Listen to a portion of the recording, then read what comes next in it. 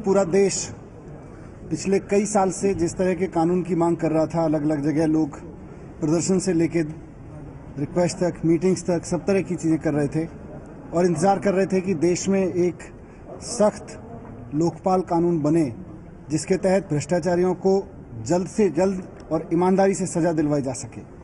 ऐसे कानून का इंतज़ार देश लगातार करता रहा है। आज का दिन कम से कम मैं कह सकता हूं दिल्ली के लिए बहुत ऐतिहासिक है, क्योंकि दिल्ली सरकार ने इस लंबे इंतजार को पूरा करते हुए दिल्ली जन लोकपाल बिल आज पास किया है। इसके तहत दिल्ली में मुख्यमंत्री से लेकर दिल्ली के सरकारी दफ्तरों में चपरासी तक, पियोन तक सभी लोग इसके दायरे में आएंगे। और इसकी खास बात यह है कि इसमें ना कोई स्पेशल प्रिविलेज सीएम के खिलाफ जांच में है और ना किसी और पद के खिलाफ जांच में है।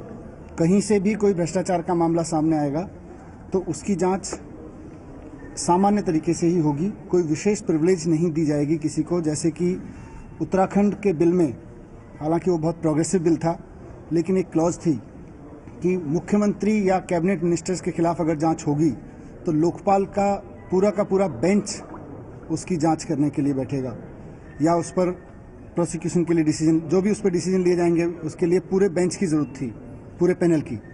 इसमें ऐसा कोई ज़रूरी नहीं है। जो सामान्य कर्मचारी के लिए प्रोसीजर होगा वही इसके लिए होगा। और इसके तहत 10 मेंबर का एक लोकपाल का पैनल होगा।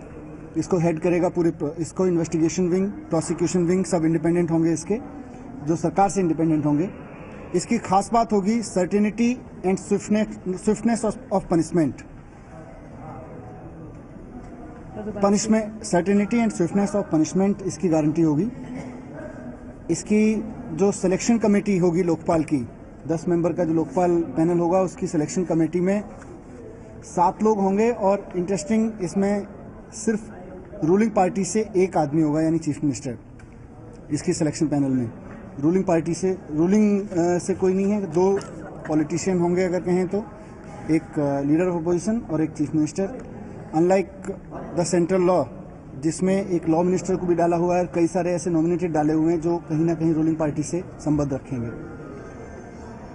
इसमें पहली बार देश के किसी कानून में भ्रष्टाचार के खिलाफ आवाज उठाने वाले नागरिकों और अधिकारियों को, सरकारी कर्मचारियों को लीगल प्रोटेक्शन देने की बात की गई है।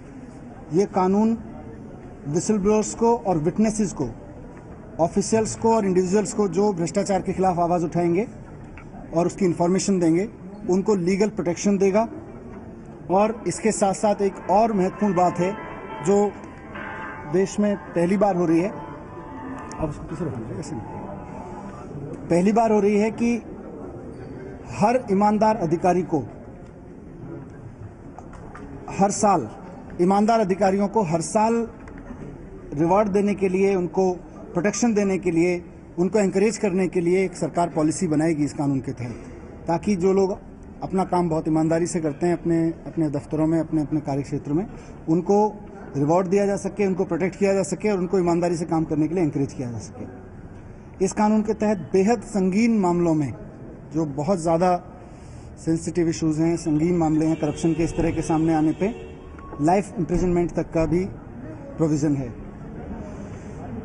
अगर किसी व्यापारी को, बिजनेस एंटिटी को भ्रष्टाचार से फ़ायदा हुआ है और उसने सरकार को नुकसान पहुंचाया है, जनता को नुकसान पहुंचाया है, तो उसके ऊपर 5 गुना तक जुर्माना, पब्लिक एक्सचेकर को जितना नुकसान पहुंचाया उसके 5 गुना तक के जुर्माने का भी प्रावधान इसमें कहा गया है। और भी बहुत सारी चीज़ें हैं। लोकपाल का जो टेन्योर है वो 7 साल के लिए होगा। एक बार लोकपाल का जो पैनल होगा, हाँ, जो लोकपाल पैनल होगा उसका कार्यकाल 7 साल का होगा। तो ये मोटे मोटे तौर पे कुछ चीज़ें थी जो लोकपाल कानून के बारे में, लोकपाल बिल के बारे में मैंने बताई हैं।